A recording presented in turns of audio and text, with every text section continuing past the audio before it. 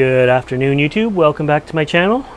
In this video we are going to be talking about Nepenthes truncata, one of everybody's all-time favorite, one of the most famous Nepenthes that everybody likes to have is Nepenthes truncata. So I've had this guy for quite a few years. I mean, it's pretty big. It's not like huge, but it's medium size, and it was my first truncata I got, so I was happy to get it. And yeah, so I've been growing it with some struggles, and finally I think I've nailed the growth on it. Oh, we're getting misted on, so you might see a little bit of mist in the camera. It only lasts a second, but anyways, yeah, a while back I did a Nepenthes video on Nepenthes clupeata, and it got some nice thumbs up and some good comments, so I thought I would do another just specific Nepenthes video care video. So this is truncata. It grows highland and lowland up to 1,500 meters. And this one here, I really, I don't like it that much, to be honest. I'm not gonna lie. It's fairly your standard truncata. This is an MT clone, if you know what that means.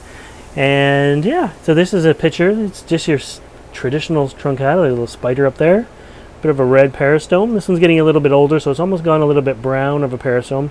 It's still in good condition, but the color's not bright red anymore. And this is the picture that just opened. So it's got a little bug on it too.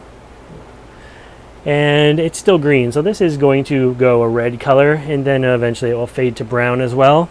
Fairly big plants. I mean, as you can see here with my hands in the view, tip to tip, I'm going to say that's, I don't know, 14 inches, maybe more tall. And that's, as I say, not the biggest. That's a small plant. This is still, it's almost flowering size. It has never flowered for me yet.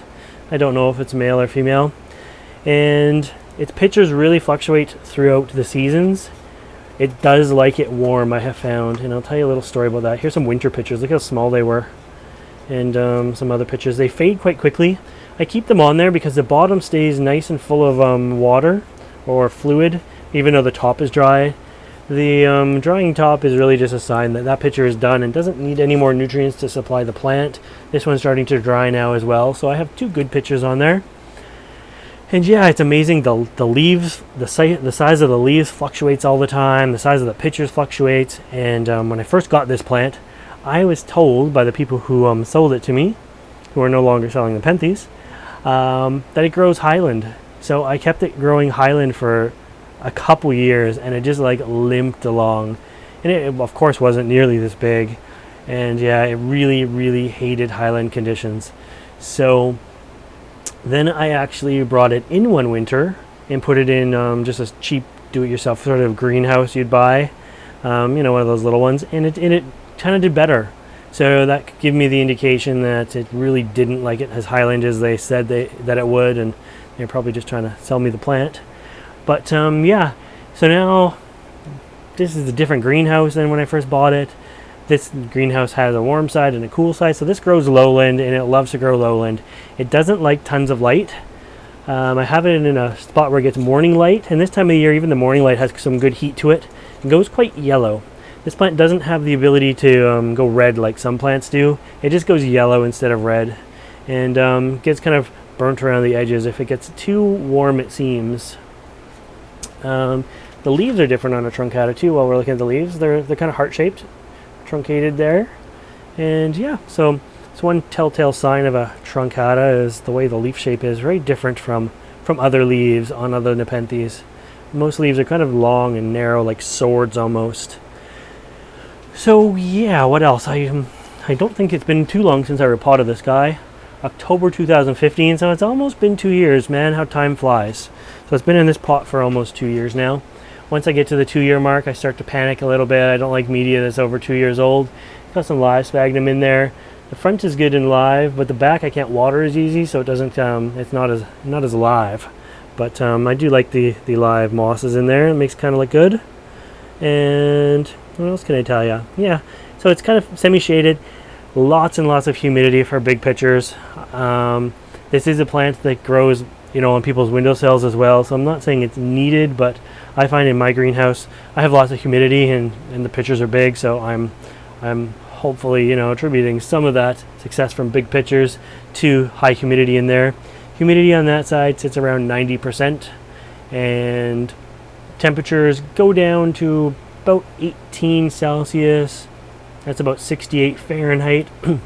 Excuse me. Gets hot on that side, especially this time of year. Normal day on that side is getting up around 40, not quite 40, 35 Celsius, or, you know, 90, 95 Fahrenheit. So it gets quite hot over there, and it loves it. So I was so far wrong growing this thing in highland conditions. It hated it. As for watering, it's in a big pot, so it makes it pretty easy. I do have one of my drip irrigation lines go in there, so it waters it for me, and obviously it waters the front better than the back as well. But yeah, I have started with a new truncata here, and I am growing it true highland, and it's growing in leaps and bounds. I've had this guy since mid-October, as you can see from the tag there, and it's like quadrupled in size, so it's doing very, very well, and it's looking nice and colorful.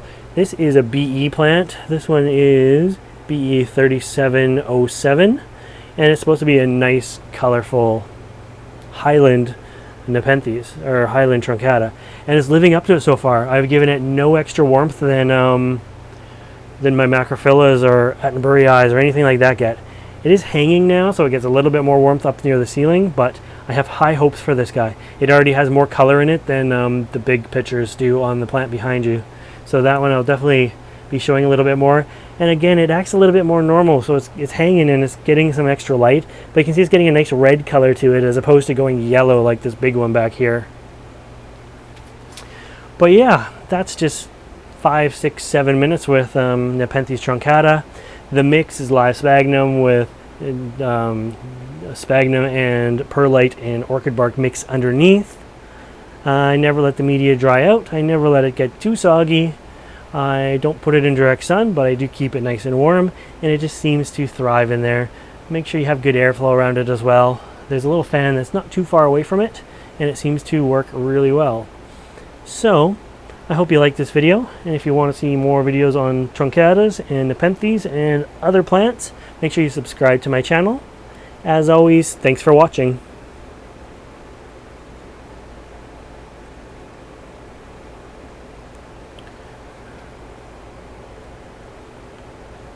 Bye guys.